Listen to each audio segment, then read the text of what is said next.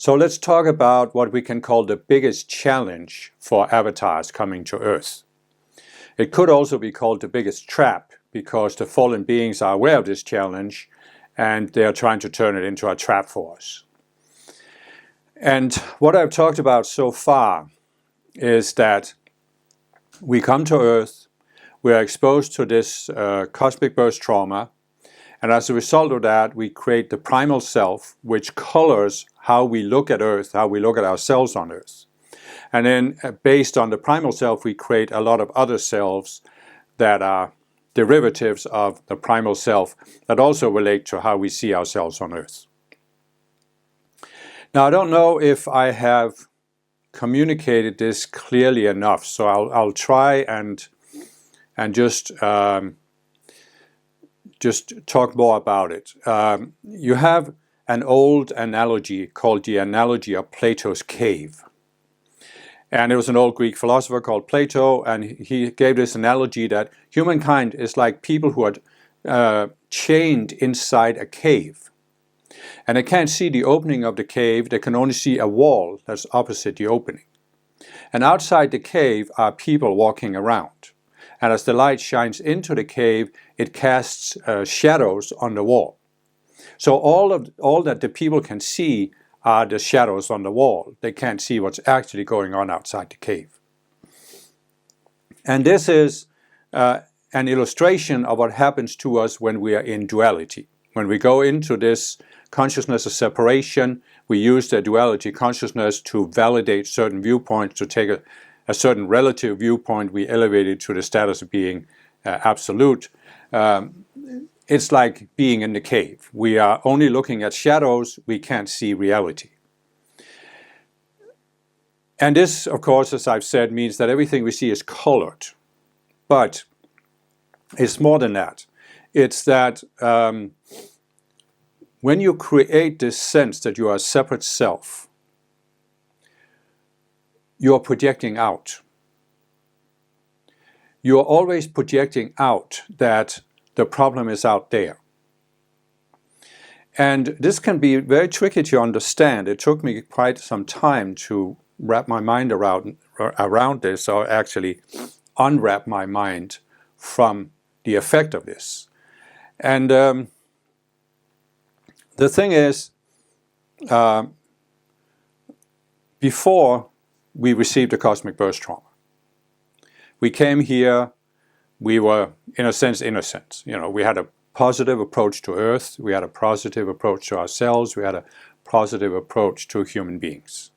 We felt we were here to do something good, something important, to help other people, to help the planet.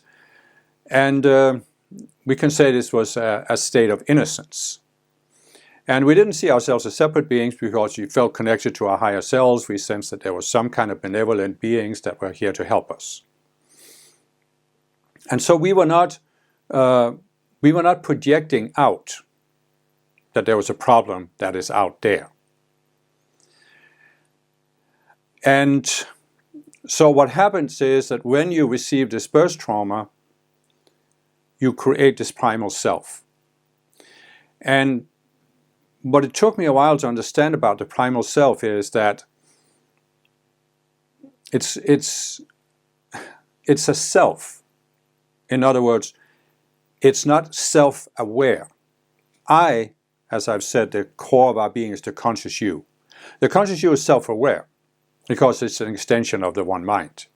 So the conscious you has the ability to sort of step outside its sense of self and look at itself from the outside.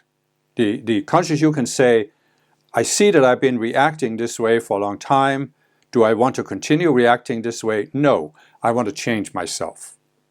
But the primal self can't do that.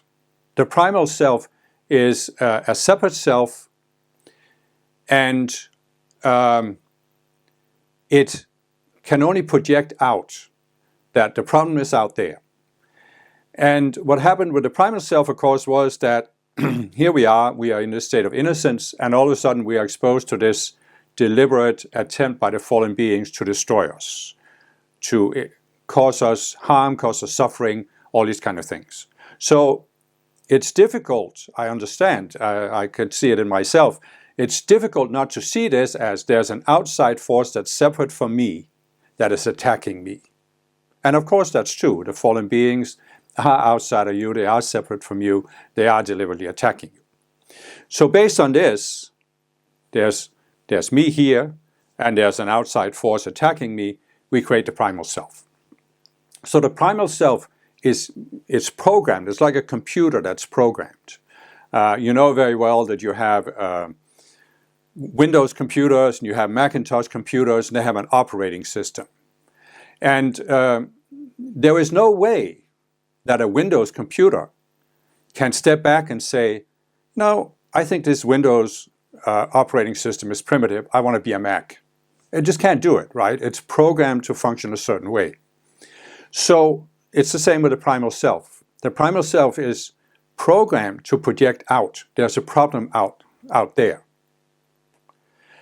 And it has to be solved.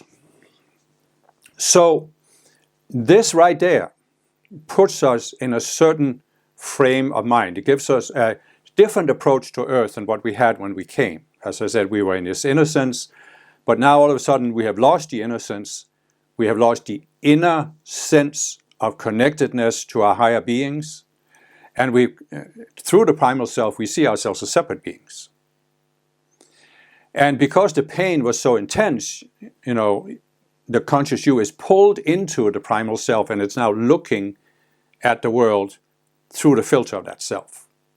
And that's why, as long as we are, it's almost like we forget that we are a conscious you, we forget that we are a connected being. We come to identify ourselves as a separate being, and a separate being that's hurt. We are hurting. There's pain, there's suffering, and so in a sense we could say that what happens is that when we came, we were not suffering. We were looking at people who were suffering, and we were wondering how we could help them overcome the suffering. But we were sort of detached from the suffering. Then when we receive the birth trauma and go into the primal self, now all of a sudden we're not on the outside looking at suffering. We are inside the suffering. We have become part of the suffering. And again, as I've said in some of my videos, you can say, how could this happen? Well, what were we here for, as I said? We're here to show people there's a way out of suffering. But if we are standing outside the suffering, being detached, how can we show people? In other words, we needed to be pulled in. We needed to go in and then show that we can rise above it. And if you're watching this, you have obviously started rising above it, which shows that you can fully rise above it. So, I know this, at this point it can seem cruel, but bear with me here. So, after the birth trauma, we are now inside the primal self, and we're suffering. We are feeling the suffering. So before we said there's suffering on earth, other people are suffering, I need to help free them from the suffering. Now we are saying, I'm suffering, I need to free myself from the suffering. But the primal self can only see one way to do this, because the primal self can't step back and say, hey, you are suffering because of your own programming. The primal self can't do this. And if the conscious you can't step outside the primal self, the conscious you can't do it either. So now we are thinking, how can I overcome my suffering? Well, what's the cause of my suffering? Other people did something to me. And there are all these terrible things happening on earth. And this is part of my suffering, why I suffer, because there's war on earth, there's torture on earth, there's poverty, there's this, there's that. So we have to remove these conditions, then I won't be suffering. So this now puts us, you can see, in a different frame of mind than when we came. Because now we are not actually trying to, we might say, selflessly relieve people's suffering. We are, in a very self-focused way, trying to relieve our own suffering by changing other people. And that's the programming of the primal self. It's looking out through a filter, and it's projecting that the problem is out there. And so you could, in a sense, you could say that, you can't even be open to these teachings about avatars if you are completely identified with your primal self. So you have, if you're open to this teaching, you have in past lives, you have started disidentifying yourself with the primal self. You're not fully colored by it. It may still influence you, but you're not fully colored by it, or you wouldn't be able to question it.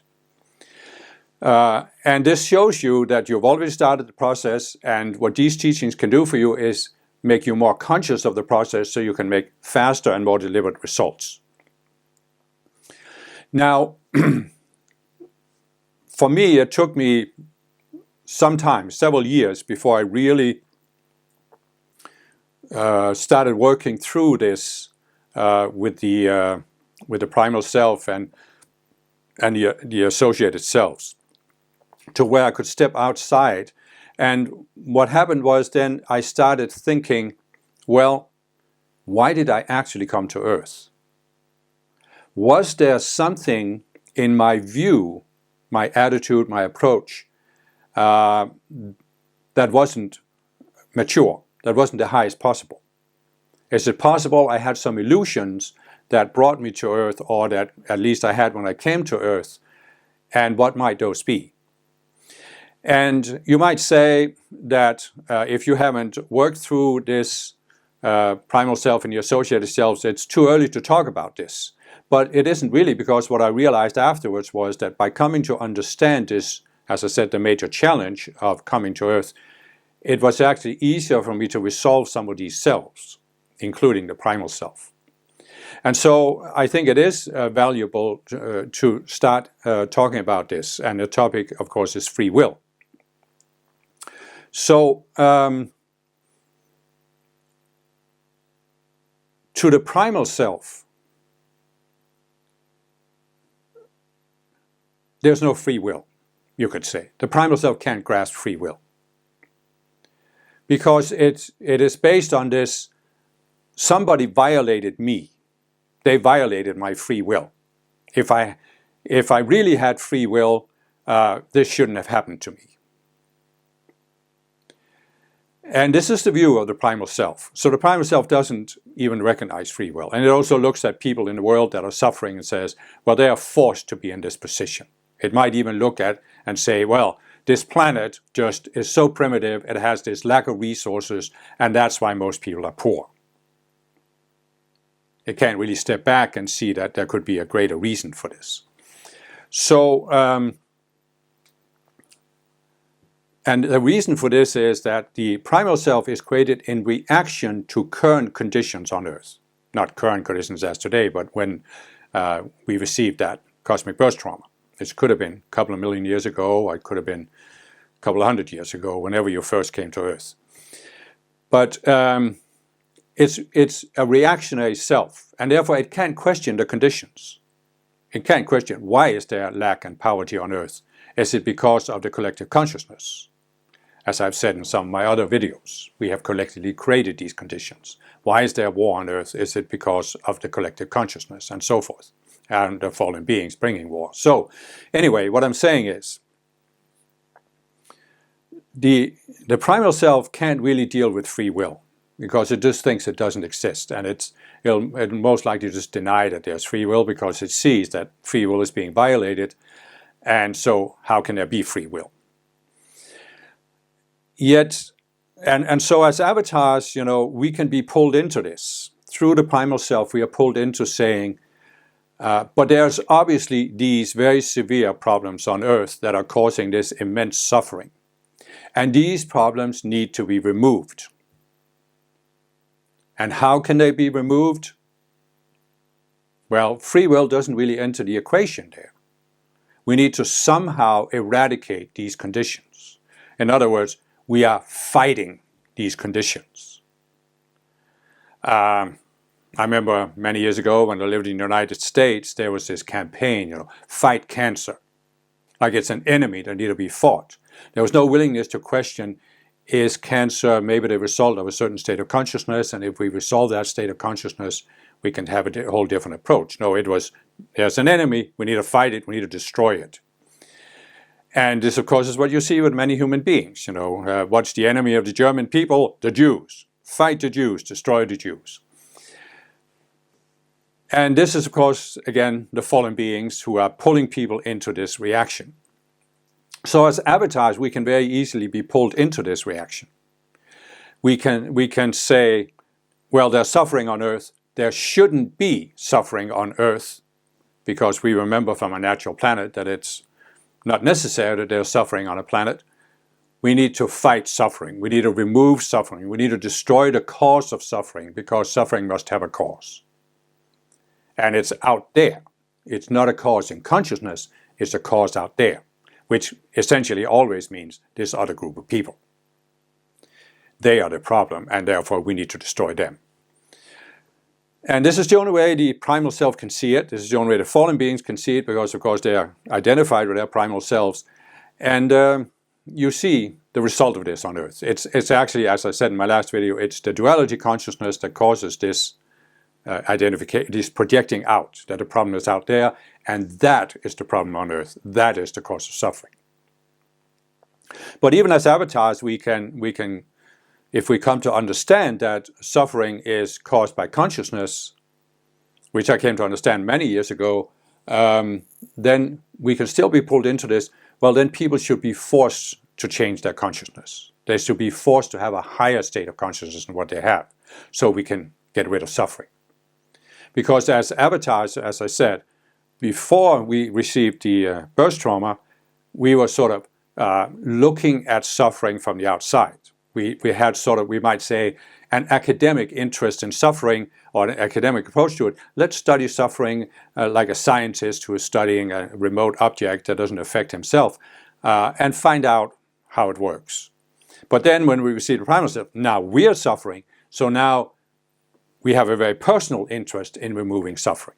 But we're still, through the primal self, projecting out that it's other people that are cause of our suffering, and therefore they need to change. And so when we start thinking about free will, we are saying, well, why should they have the free will to suffer? Why should they be allowed to suffer? And this leads to another thought, which you can see going back in history, that many people have had this. Why does God allow suffering? Why does God allow evil on Earth? And it's a tough question. I mean, many people have been stumped by it. It took me a while to, and I only overcame it because of the Ascended Master teachings, honestly. So it might take some contemplation. And what I realized was that it was because even as an avatar, when I came to Earth, I didn't have the full understanding of free will.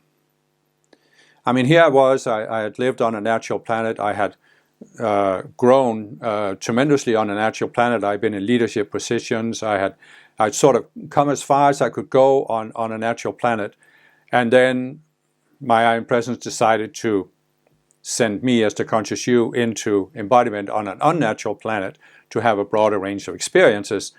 But I, as a conscious you, and maybe even my Iron Presence, which is an understanding being, didn't have the full grasp of free will and why it's so important. So what I eventually came to see, based on some teachings that the Ascended Masters gave, is that free will really is, in a sense, we can say, the biggest challenge for self-aware beings. It's an enigma that we have to solve in order to ascend. We can't ascend unless we solve this enigma, because as long as we haven't resolved it, we have to outplay it and see it outplayed, so we can get another chance at resolving it. And Earth is actually the perfect planet to resolve this enigma on, because you see all of the things that are happening on Earth. So let's step back. Let's take a look at free will. The biggest problem for understanding free will is the word free. Will is sort of easy enough to grasp, but the word free, that's what stumps us. We can't quite grasp that free will is entirely, absolutely, totally free. Now, why is that? Why does it need to be absolutely, totally free? Because otherwise, how would it work? You see, we can step back and look at the Creator. So here is this being. I know that the Creator has a consciousness that's way beyond my own, so I can't really fathom how the Creator was thinking. But if we are to try and boil it down to something that we can grasp, we could say, here's the Creator. It's looking to create a world. And it's decided that it wants to create a world, and the reason for creating this world is to give self-aware extensions of itself, us, the opportunity to grow in awareness so that we can start out with a point-like sense of self and gradually expand that sense of self until we reach the same level of awareness as the Creator. So the world is like a creator factory, that is meant to raise other self-aware beings up to that level of awareness. So the Creator now looks at this and says, well, how can this be achieved? How could someone start out with a point-like sense of self and come to have the same sense of self, or as wide of a sense of self as I have? And the Creator realizes this can only be done through free will. In other words, these self-aware extensions who start out with this point-like sense of self, they must have complete free will to do whatever they want with their self-awareness. Because the Creator realizes that it wasn't forced to attain this level of consciousness, and it couldn't have been forced. It had to be a choice, or rather, a myriad of choices, innumerable choices that the Creator made to reach that level of consciousness. You can't force this. So the Creator realizes they must be given complete free will. And the Creator also realizes that you can't actually start out somebody in a vacuum. In other words, you can talk about free will and you can say, well, if people really have free will, they should be able to create anything they want. So in order to have complete freedom to create anything they want, they have to start in a void where there's nothing, there's no form. And then they start creating form in that void. But the problem is, how is a being with a point-like sense of identity even going to know how to create a form? Because the Creator realizes the immense difference between its own omnipresent spherical awareness and this point-like sense of identity that people start at. And it also realizes it's only by starting with a point-like sense of self that beings can grow and experience how you gradually expand your sense of self until you reach the Creator level. And it's this gradual expansion of the sense of self that builds the awareness that you need as a creator of how a creation works, what doesn't work. And so the Creator realizes you can't actually, you can give people free will, but you can't give them complete freedom because they won't know what to do with it. So you have to start them in a certain environment where there are predefined forms. And so as I've explained in my How the World Was Created video, the Creator starts by creating one sphere and certain forms in that sphere where beings can then start out with a point-like sense of self and gradually expand it because they are reacting to their environment. So you see that a new being always has to start out in some kind of environment. And it grows by reacting to the environment and thereby expanding its sense of self. Because it actually comes to realize that the environment responds to what it's projecting out. It responds to its state of consciousness. So that's why I'm saying the basic dilemma that most people and even most philosophers haven't grasped is that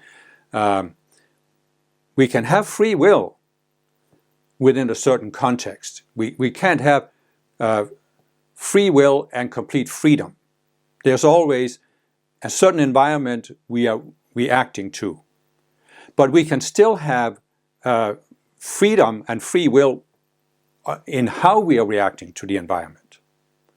And that's what you see on a planet like Earth. As I've explained in my videos, the Earth started out as a natural planet where there was no poverty, no lack.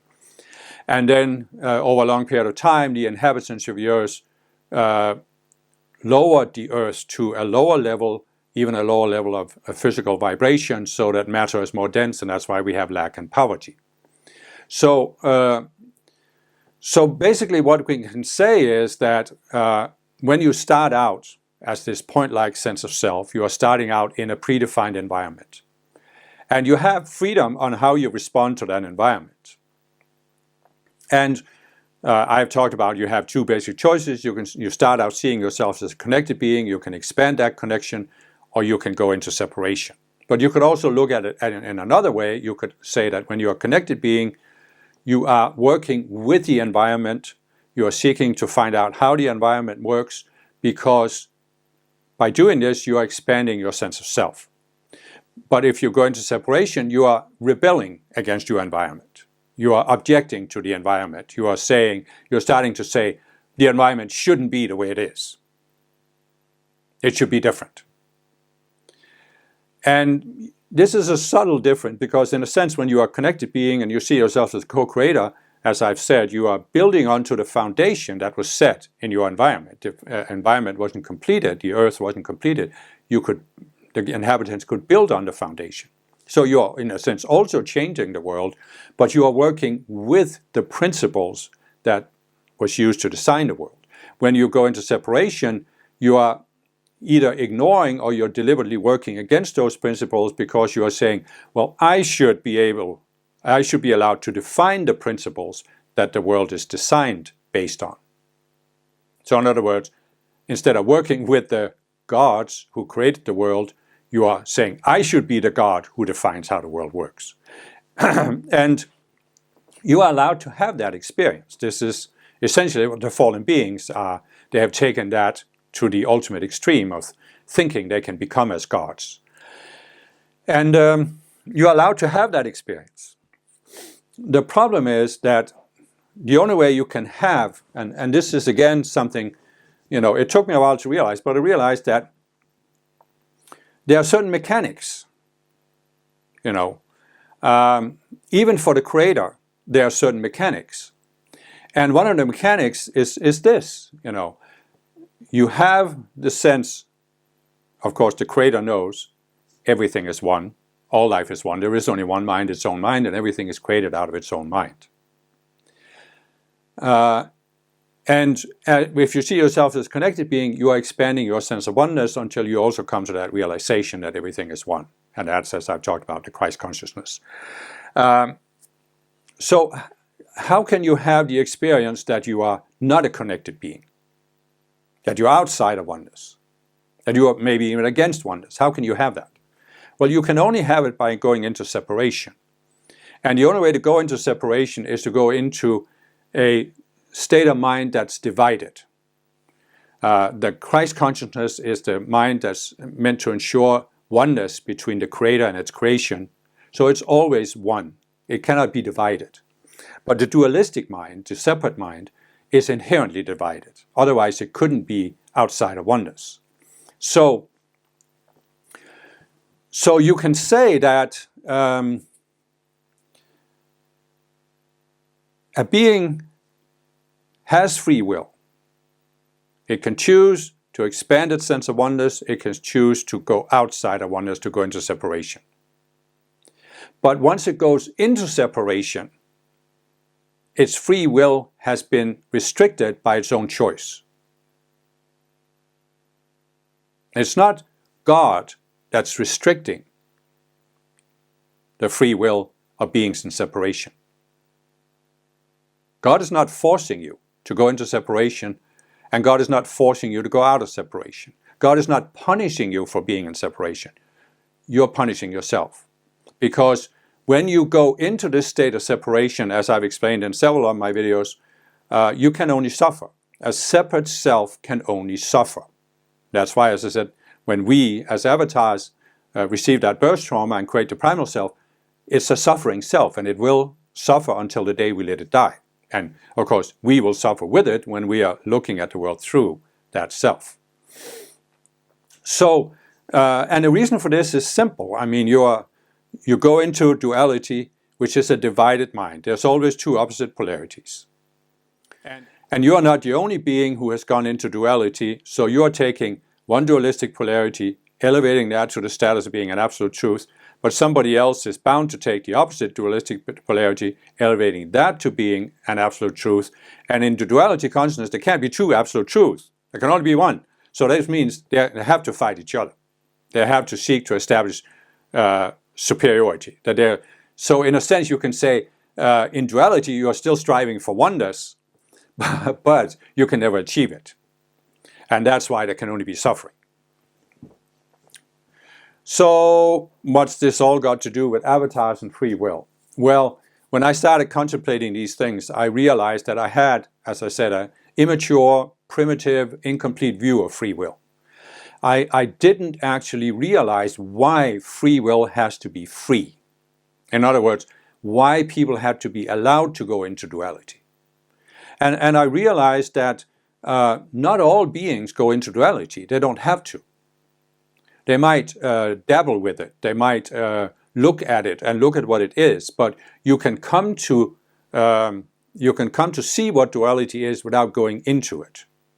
And if you maintain your sense of connection to a spiritual teacher, the spiritual teacher can allow you to experiment with duality and experience it, but still give you that lifeline, that frame of reference, you can pull yourself out of it. And so that's why there are many natural planets. On a natural planet, it's not that you never encounter the concept of duality. You do. You have to deal with it.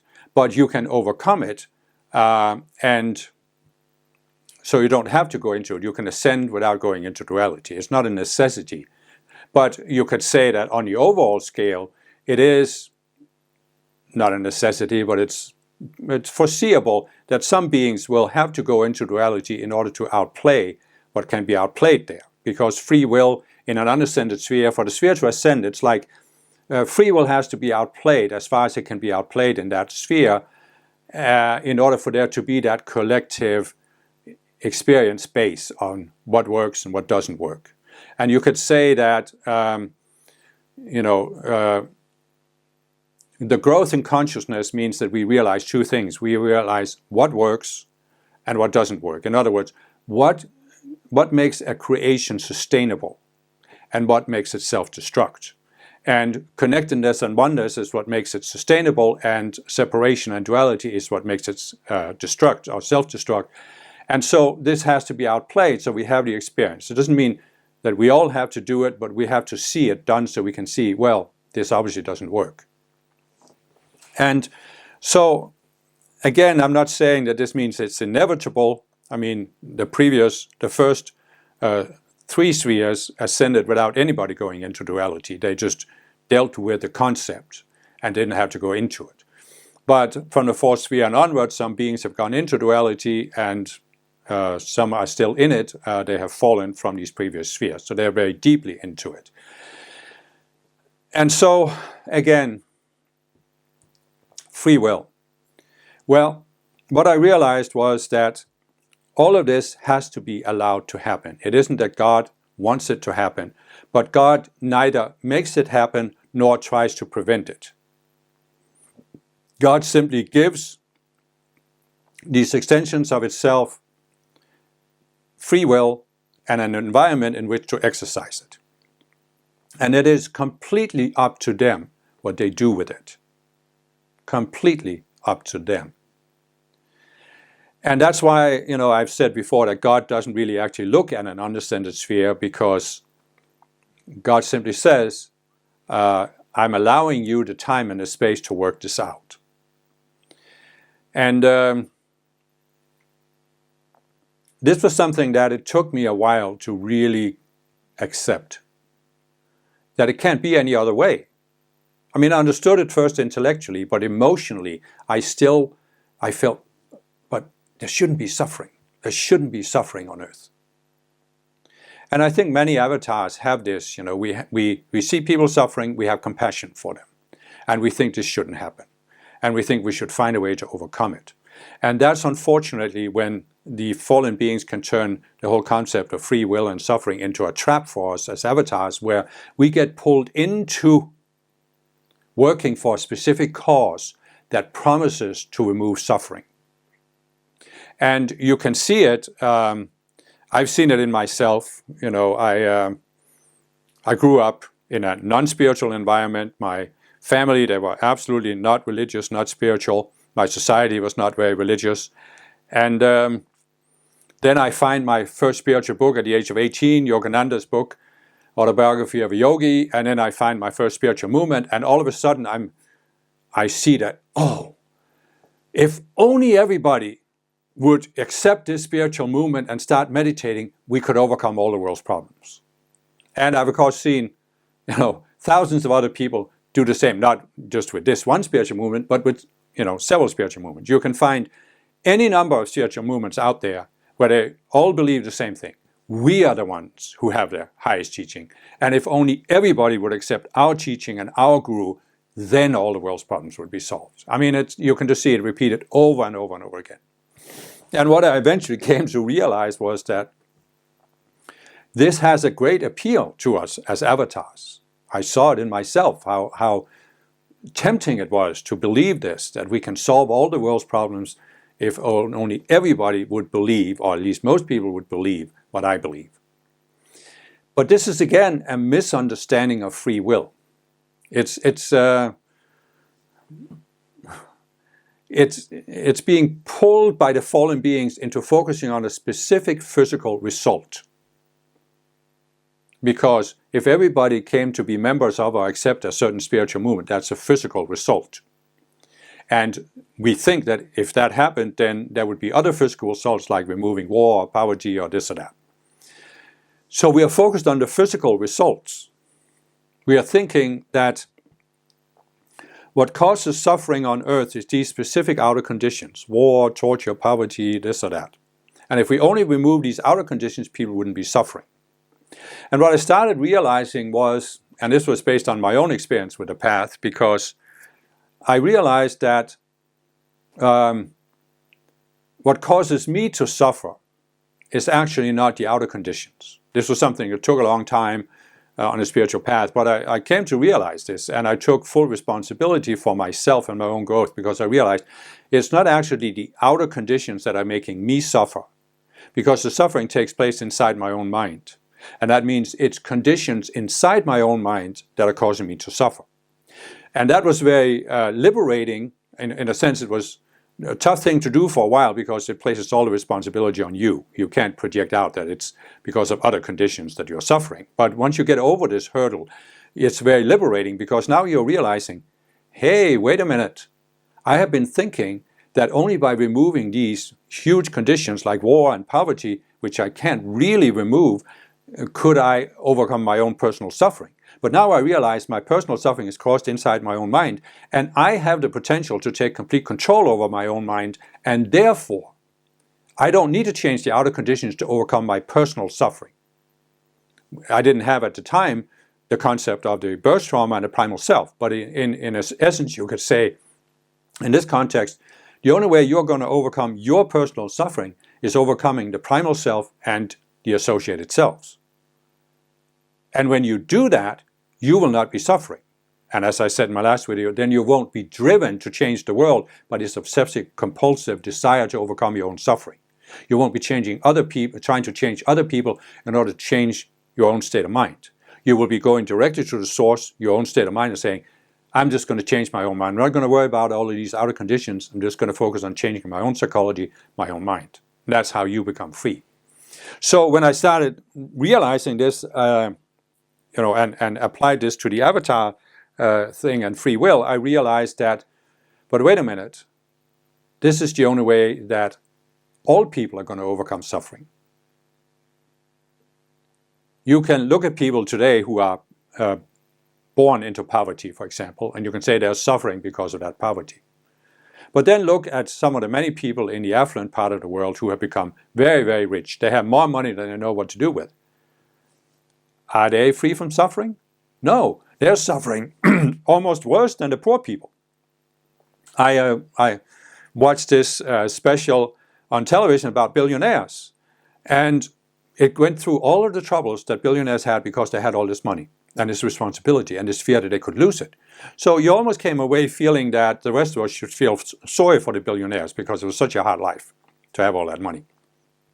And you just realize that, yes, there are outer conditions, and yes, these conditions would not be here on a natural planet. Obviously not. And obviously, the Ascended Masters want Earth to become a natural planet.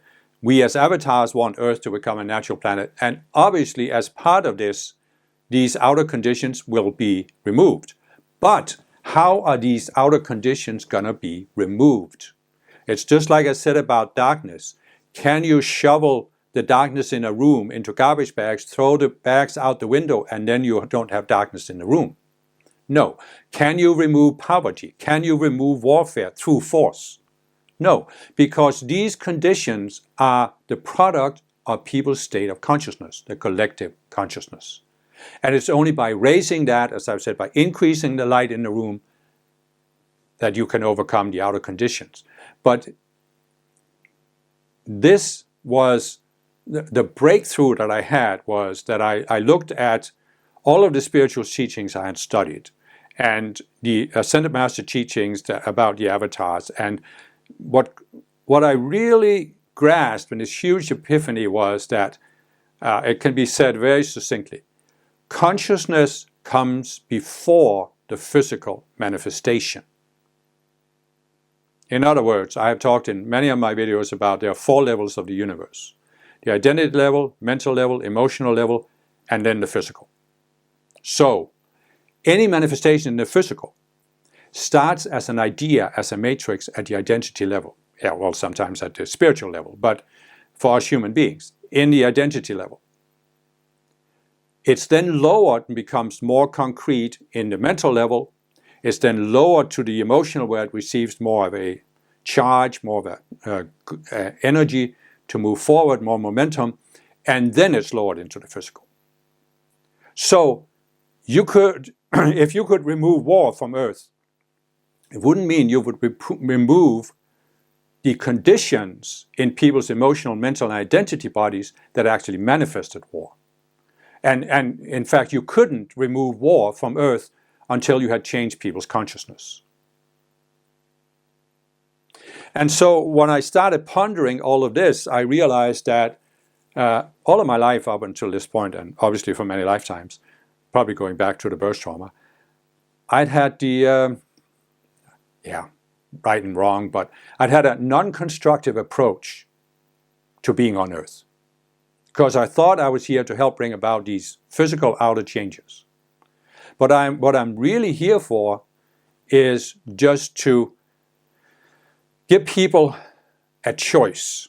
In other words, I thought I was here to not necessarily force people, but to make them choose. So in other words, you look at somebody who's suffering. Let's take an example. An alcoholic. So here's a person that's an alcoholic. You try to talk to them. I don't know if you ever tried, but if you do, you will see that you can try and talk to them. And from the outside perspective, you're obviously seeing that the problem is the person is drinking too much. And so for you, it's obvious the solution is the person needs to stop drinking. But to the person doesn't see that at all, because the person is looking at it from the inside and it can't see that there's a problem with the drinking. No, the person sees that, there's these other problems. People are treating me this way, or I don't have enough money, or, well, hello, you're not having enough money because you're spending most of your money on alcohol. No.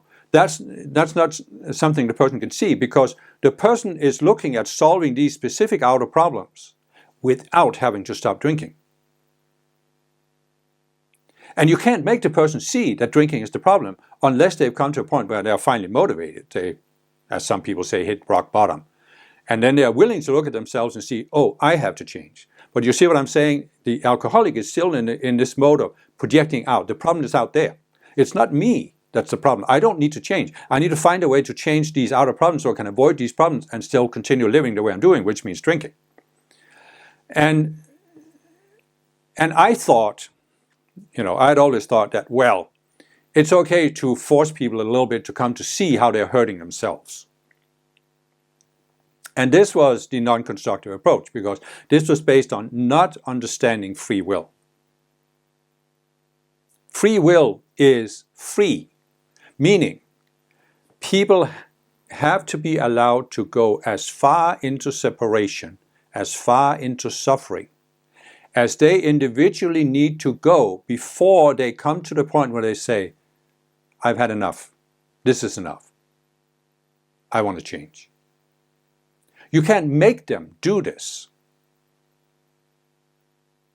You can't make them want to change. You cannot force them to want to change. You can force out a behavior, but you cannot force somebody to make a choice. You can force them to conform to outer rules, but you can't force them to make the inner choice. And I suddenly realized that what had been driving me on my spiritual path was that I had the willingness to change. And I realized nobody forced me. I mean, it was something I acquired like we all did in past lives. But how did we acquire it? Well, we don't remember that anymore, but we acquired it by, we came to a point where we had outlived the separate state of consciousness to such an extreme that we said, this is enough. I've had enough of this. I want something more. There's got to be more to life than this. For example, there's got to be more to life than fighting the fallen beings. Always fighting these battles, always being a warrior, always fighting for this or that cause. There's got to be more. This is actually described in My Lives book. And so it might not be the same for you, of course, we're all different, but we all came to a point where we had outlived duality and separation to a sufficient level that we came to that turning point and said, it's enough. And that was a choice we made. Nobody could force us to do it. And it's the same with everybody else. You simply have to allow them to outlive it. And that's when I started looking at my approach to spirituality, because I realized that my first spiritual movement, the idea was if we could get 1% of the people to meditate, then we'll see all these outer physical changes. And it was like chasing the pot of gold at the end of the rainbow. Do you understand why nobody's ever found the pot of gold at the end of the rainbow? It's actually because they can never get to the end of the rainbow. You understand it? This was quite profound for me to realize this. Just think about this. Is there a rainbow? Here you are, you're standing here. It's just been raining, and it's still raining over there. And the sun has come out from the clouds behind you. And now you see this beautiful rainbow. And it's ending right there in that little forest there, little thicket of trees. So you're thinking, right there on this physical location is the end of the rainbow. So now you start walking across the fields towards that little group of trees. But the rainbow is not a physical rainbow, it's something you are seeing from your vantage point. Because you are seeing how the sun is shining through those raindrops that are falling over there. But as you are moving closer to the rainbow, you are actually pushing the rainbow in front of you.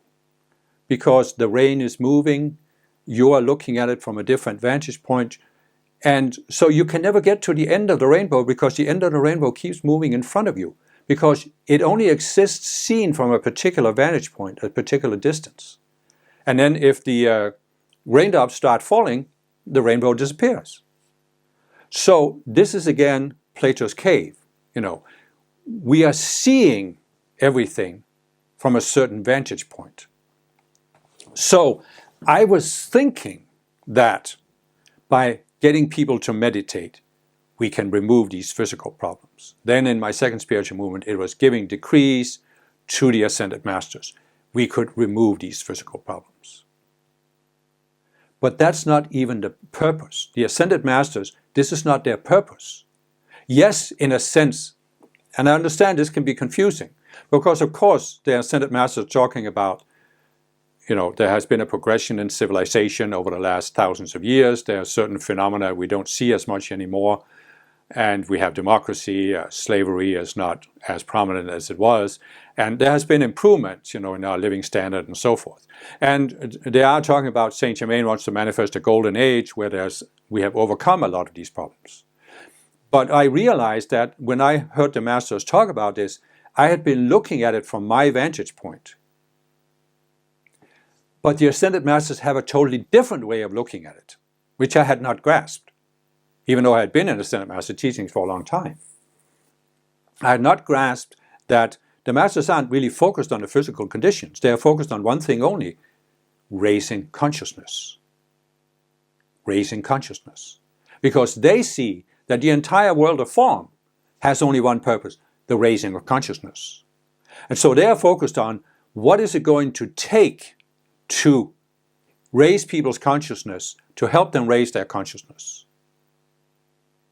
And when I started realizing this, I started realizing, wait a minute. I have gotten these teachings about avatars, and I see myself as an avatar, and I realize I came to Earth to do something positive for Earth. And I realized that I came here because I was working with the Ascended Masters. They were counseling me, helping me make this decision. And at one point I realized that, it was like I tied into my primal self, and I thought, but why didn't the Masters warn me of what would happen on Earth? Why didn't they tell me how difficult it would be? And when I thought about this, I realized, oh gosh, they did try to tell me, but I wasn't listening. I wasn't listening to what they said, because I came from a natural planet. I had overcome all of this, my limited sense of self, and had grown to a much higher sense of self. And I really thought, I can overcome anything. I mean, what's the problem on Earth? I mean, how bad could it be? I can overcome it. And in a sense, this is perfectly understandable that we as avatars have that attitude. It's sort of like a devil may care, but I don't attitude. My mother actually used to tell me as a child that I was taking life so lightly. She said, Kim, you think life is hanging in a cat's tail. That was just her expression, wherever that came from. But what she meant was that I was always this optimistic and positive person. And she obviously couldn't quite understand it based on her much more difficult childhood than mine. But anyway, so I realized that the Masters were trying to tell me, but I just wasn't listening, because I thought, well, what's the big deal? I can overcome it. And of course I can. As a conscious you, I can overcome it. But once I got down here and I created the primal self and I was looking at life through the primal self, things looked entirely differently. And then it seemed like I couldn't just overcome it, because I couldn't just walk away from this primal self. So it seemed. Of course you can, but it takes a while before you can see that. So anyway, what I'm saying is I realized that as a person embodying on Earth, I looked at life from inside the cave, and the Ascended Masters are looking at life from outside the cave. And from outside the cave, they are seeing a totally different perspective. And their goal is to raise consciousness. So what is their goal, the Ascended Master's goal for sending avatars to Earth? As I said, I came here, I was overwhelmed, and I thought, well, the goal must be to remove all of these problems and all this suffering so people aren't suffering. But what is it that the Ascended Masters are seeing as the avatars? Well, they're seeing two things. One is we can help remove the fallen beings, but the real reason why we're here is to give the original inhabitants of the Earth a choice they didn't have before. Showing them that there's an alternative. In other words, people are trapped in the duality consciousness. This is the basic problem on Earth. What we are really here to do as avatars is to demonstrate that you can go into the duality consciousness, be identified with it, be trapped in it, but you can rise out of it. You can transcend it. You can transcend these dualistic illusions and walk that systematic path to a higher state of consciousness. This is also why Jesus was here. He came to demonstrate we can rise to the Christ consciousness. That's why the Buddha was here. He came to demonstrate there is a higher level of consciousness based on oneness where you see that everything is the Buddha nature. And so this is why we are here as avatars, to demonstrate that the path out of duality and into oneness. Nothing else, really. Nothing else we're here for. And that's why I say, the fallen beings, they have this tendency, they create a problem and then they present themselves as having the solution to the problem. Or we can say there are two groups of fallen beings. That are ones that just want to destroy, so they create a problem. Then there's the fallen beings that want to deceive people. And the deceivers, they stand out and saying, look, we have to do something about this terrible atrocity that's committed by this group of people, and we have the solution. We are the solution. Follow us, and we'll manifest paradise on earth. That's what the fallen beings always do. And we as avatars, we are here to say, there's an alternative to this. There is an alternative. There's a way out of this. And it's not by fighting the fallen beings. It could be by exposing them and exposing the dualistic lies, but it's primarily by demonstrating that we were in duality, but we have transcended it. We have walked a path that led us out of it, and you can do the same. It's not here to force them to walk the path, but it's here to demonstrate that there is a path. Do you understand what I'm saying? What I talked about earlier was that as avatars, we are very easily pulled into thinking, oh, if only everybody followed my guru or my spiritual movement, we would solve the problems. No. It's about the path, the universal path to a higher state of consciousness. Yeah, you may very well follow that path through a particular organization or teaching or even a guru, but it's the universal elements of the path that we're here to demonstrate, not the specifics. So we are not here to make everybody believe in the same spiritual philosophy or be members of the same organization or follow the same guru. That's not why we're here. And if we are pulled into this, we're not fulfilling our highest potential. That's what I realized. And I realized for most of my life as a spiritual person, I had been in that state of mind of thinking, if only everybody saw this, And even now, where I recognize the ascended masters, I recognize in a higher level of consciousness, and they have the different perspective that is really the way out of duality. But I'm still not thinking, or at least I'm not now thinking, I was for a while, I'm not thinking that the solution is to get everybody to believe in the ascended masters to follow their teachings. That's not the solution. It's much more universal than that. And there are many, many ways that this is happening. Mindfulness and yoga and psychology, various forms of therapy.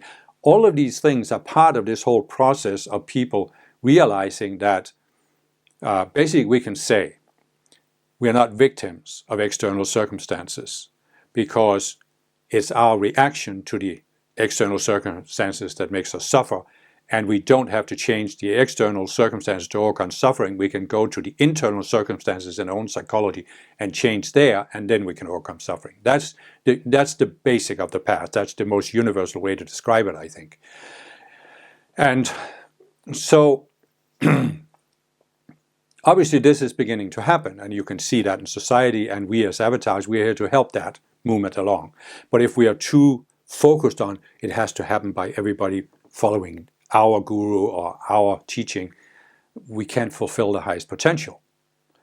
Now, obviously, we have our own individual life plans. My life plan is to talk about ascended masters, to take messages from the ascended masters. That's why I'm talking about it. But I'm not, in my mind, thinking that this is the solution to all problems. It is for some people because there's a certain group of avatars that are meant to find ascended master teachings and start working consciously with the ascended masters. Not through me as an intermediary, but by you having your own relationship with the ascended masters. I'm just here to help facilitate that.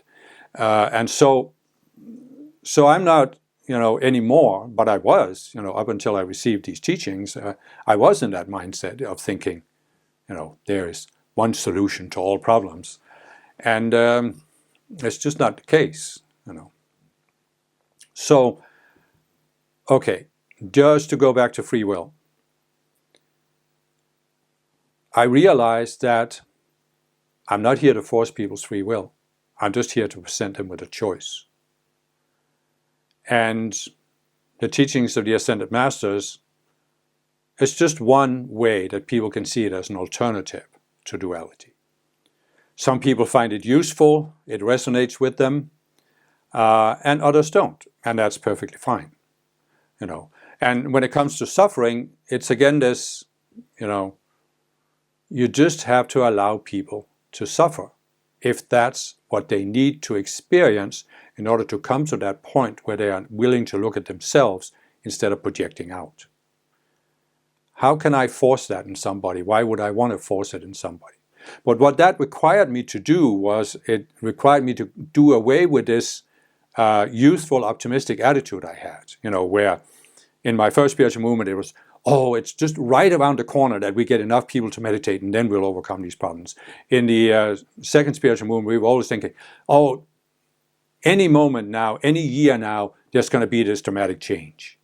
And I had the same for the first many years. I was working with the Ascended Masters, bringing forth teaching, thinking, any moment now there's going to be this dramatic change.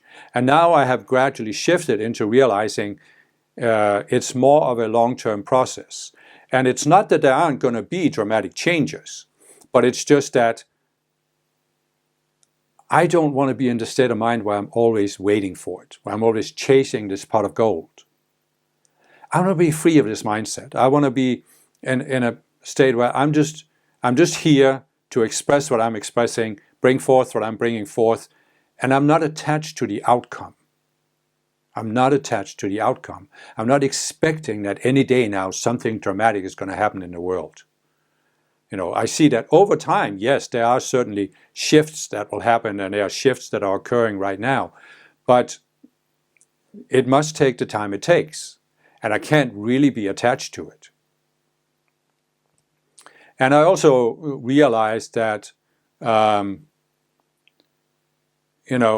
was actually hoping that the world would gradually evolve towards the Golden Age without these major upheavals. And one of the shocks I had was when Russia invaded Ukraine. Because I've been to Ukraine, I've been to Russia, I have many wonderful spiritual people I've met in both Ukraine and Russia, and I realized that this would be devastating for both nations. And I wish that could have been avoided. But I had to work with that. I had to work with myself and say, why am I reacting to this? And I had to realize that there is something in the collective consciousness of both nations that needs to be outplayed so that both those two nations and other nations can come to see it.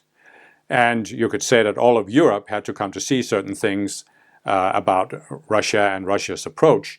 And, so I realized that if everything is to happen gradually without the big contrasts, it would take much longer to manifest the Golden Age. So suddenly I'm okay with these dramatic things happening. Right now, of course, there's a thing going on between Hamas and Israel, and this didn't shock me nearly as much because, partly because I've been to the Middle East and I realized that there is a certain very, very low level of collective consciousness there. And I can see that people have to go to the extremes before they begin to see that it's just too much. And this is what's happening many places in the world, So again, in terms of free will, I've said, I had the attitude before that I wish we could avoid these dramatic things, these major calamities. But now I'm saying, well, if that is what people need to see outplayed in order to come to that turning point where they say, we want something different now, then it must be allowed to happen. And I can't have the attitude that it shouldn't happen. Why should I stress myself over these things happening if it's just what's necessary for people to come to see what they need to see? And so I know you could probably say more things about free will, but the bottom line for me is, you look at Earth and this question, why is God allowing suffering? It's asked from inside the cave. It's asked from inside the selves that are suffering. And you are projecting out that it's God that's allowing suffering. And that God could and should do something about it, and why isn't God doing it? And it's the classical question. If God is almighty, why hasn't he removed evil? And if he's all good, why wouldn't he want to remove evil? So either he's not almighty and can't remove it, or he's not all good and doesn't want to remove it. But it's again, this is seen from inside the cave, inside the perception filter of these separate selves that can only suffer and that can only project that the cause of the suffering is outside. So now you're predicting, well, the cause of the suffering is God. But it's not. The cause of your suffering is choices you made in the past. You have not become those choices. You, as the conscious you, can at any moment step outside of the separate selves you have created, the separate selves that are suffering.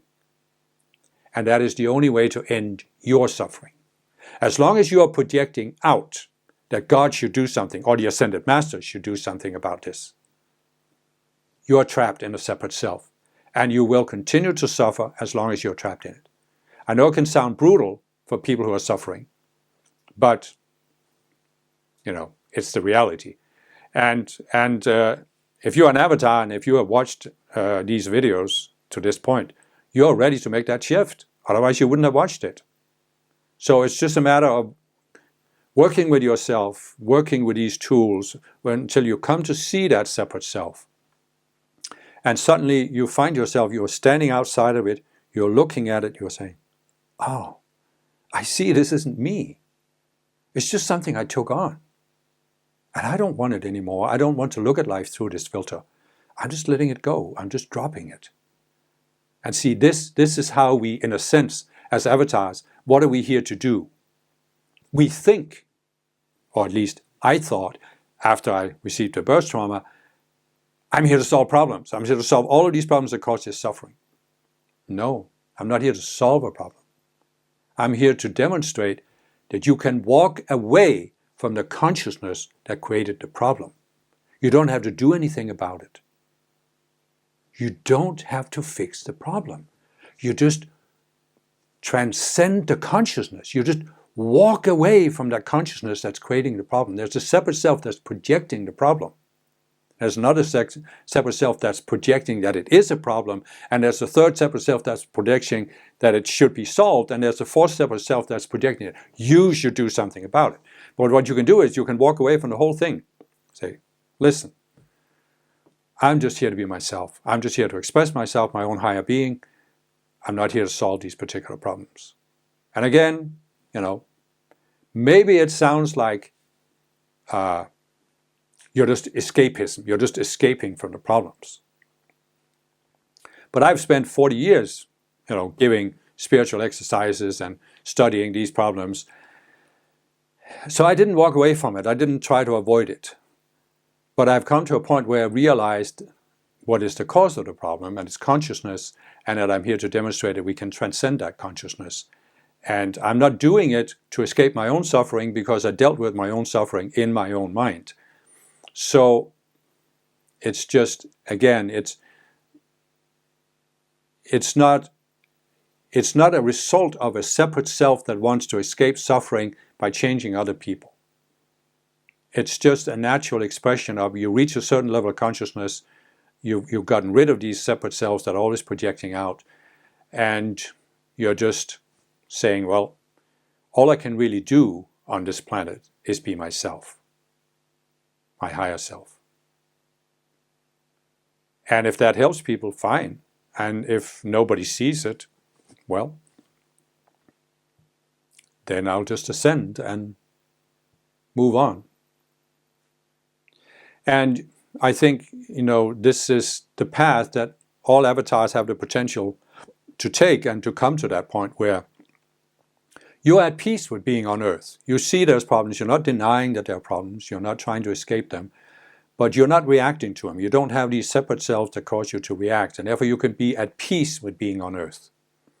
And I think once we demonstrate that, more and more people demonstrate that, this will begin to have an impact. But again, I'm not even concerned about whether it has an impact or not. I'm just being who I am at this particular stage, realizing I'm going to continue to grow, and I'm just expressing who I am at this particular stage. And that's, what else can we do?